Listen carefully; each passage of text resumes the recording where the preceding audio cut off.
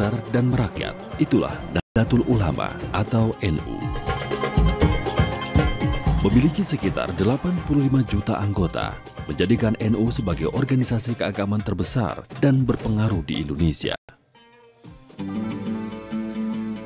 Sejak berdiri tahun 1926, NU telah memainkan peran penting dalam sejarah Indonesia.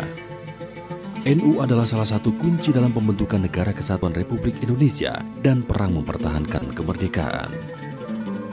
Kiprah dan nama besar NU tidak dapat dilepaskan dari sosok seorang ulama terkemuka, Hadratus Syekh Kiai Haji Muhammad Hasyim Asy'ari. Dialah pendiri NU sekaligus maha guru pesantren di Indonesia.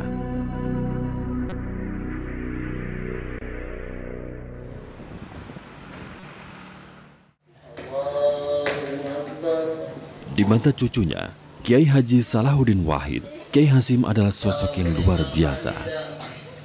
Seorang yang punya pengaruh besar ya, pengaruh yang bertahan. Ini sudah 60 tahun beliau meninggal, masih pengaruhnya luar biasa besarnya itu. Sosok yang penuh pengabdian, sosok yang diikuti oleh banyak orang, sosok yang luar biasa menurut saya.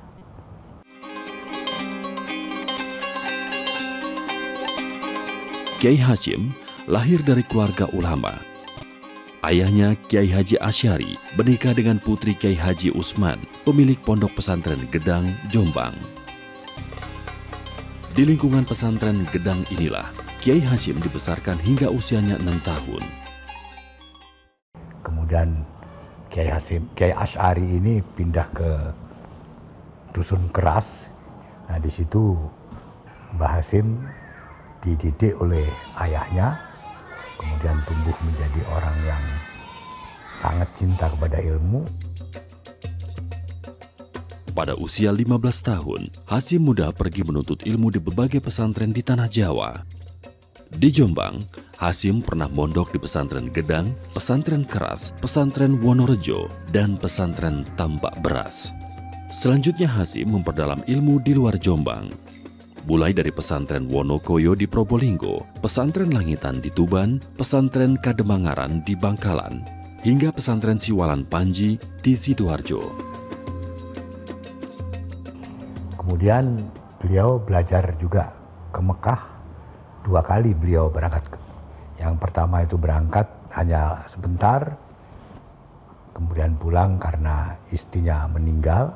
Setelah itu beliau ke Mekah lagi untuk waktu yang cukup lama dan belajar dari beberapa ulama di sana. Di antaranya ialah Kiai Mahfud Termas, kemudian Syekh Hatib Minangkabau, dan juga Syekh Banten Al-Bantani. Selama berguru di Tanah Suci, Kiai Hasyim mendalami ilmu hadis.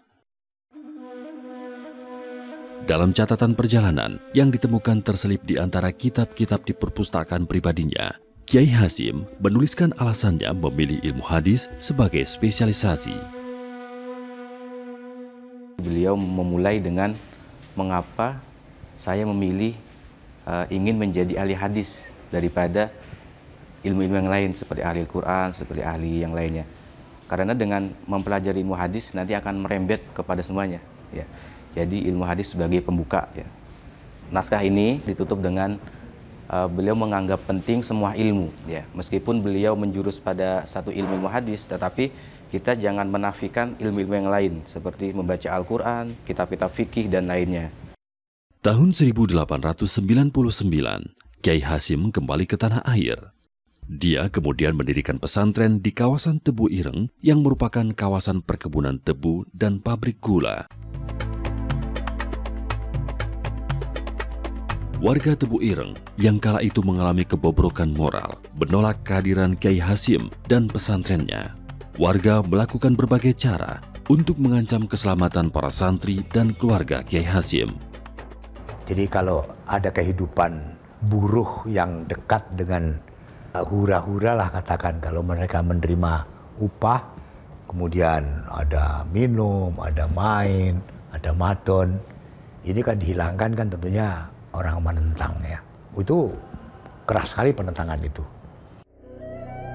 Namun sikap Kiai Hasyim yang lemah lembut dan suka menolong, lambat laun merebut hati warga Tebu Ireng. Santrinya pun terus bertambah, seiring meluasnya kabar mengenai kepiawaian Kiai Hasyim dalam mengajar.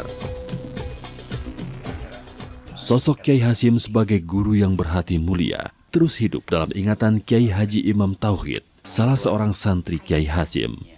Kalau membimbing anak yang madruroh, orang yang fikir, senang memberi makanan dan minuman dan pakaian, itulah Kiai Hasyim. Kalau anak sakit, lapor kepala pondok, lantas lapor pada Kiai Hasyim, dibawa di rumah sakit sampai sembuh. Tidak ada biaya lain kecuali Kiai Hasyim sendiri ditanggung. Setiap kali melakukan kesalahan, Imam selalu ditegur oleh Kiai Hasyim. Tapi Imam tak pernah dipermalukan oleh gurunya itu. Dipanggil ke rumah, punya adab ya. Tak pernah, saya ditegur di halaman tak pernah, di sekolah tak pernah, di pondok tak pernah panggil.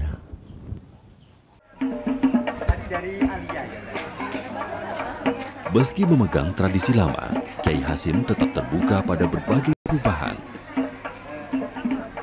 Dia menerima usulan dari putra dan kerabatnya yang lain untuk menerapkan sistem kelas yang berjenjang di pesantren Tebu Ireng. Kiai Hasyim juga menyetujui adanya pelajaran umum di luar pelajaran agama Islam yang sebelumnya tabu di kalangan pesantren, seperti matematika, geografi, bahasa Belanda, dan bahasa Inggris.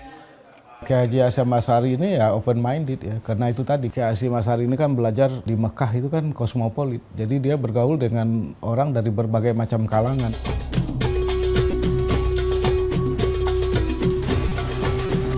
Di bawah kepemimpinan Kiai Hasyim, pesantren Tebu Ireng berhasil menjadi pesantren terbaik dan terbesar di Nusantara pada abad ke-20.